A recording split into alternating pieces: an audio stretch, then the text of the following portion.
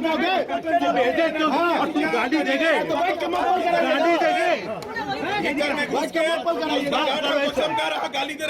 BJP নেতাকে রাস্তায় ফেলে মার, বিক্ষোভ ভাঙচুর, তৃণমূল বিজেপি সংঘর্ষে ঝরল রক্ত। বিক্ষিপ্ত অশান্তির মধ্যেই শেষ হয়েছে পঞ্চম দফা নির্বাচন। ভোটের শুরুতেই কল্যাণীর গয়েশপুরে বিজেপির মণ্ডল সাধারণ সম্পাদক ও এক বিজেপি কর্মীকে রাস্তায় ফেলে মারধর করা হয় বলে অভিযোগ। অন্যদিকে উলুবেড়িয়ার আমদায় বিজেপির নেতার ভাইপোকে কোপানোর অভিযোগ ওঠে তৃণমূলের বিরুদ্ধে।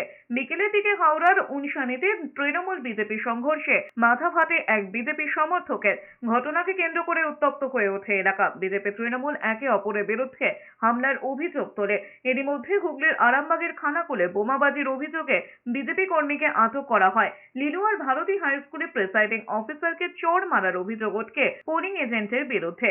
উলুবেড়িয়ার বুথ জ্যামের অভিযোগ ঘিরেই হাতাহাতিতে জড়ায় তৃণমূল এবং বিজেপি। তৃণমূল কর্মীদের সঙ্গে বচসায় জড়িয়েছেন সিপিএম প্রার্থী সব্যসাচী। দফায় দফায় তৃণমূলের বিক্ষোভের মুখে পড়তে হয়েছে সিপিএম প্রার্থী দীপশিতা ধরকেও।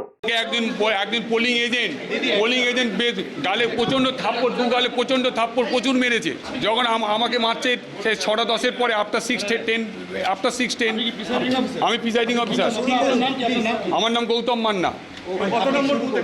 এটা 176।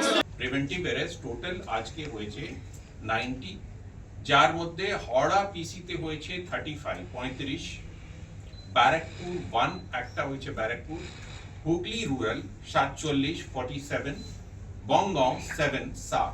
সো টোটাল প্রিভেন্টিভ অ্যারেস্ট আজকে হয়েছে 90।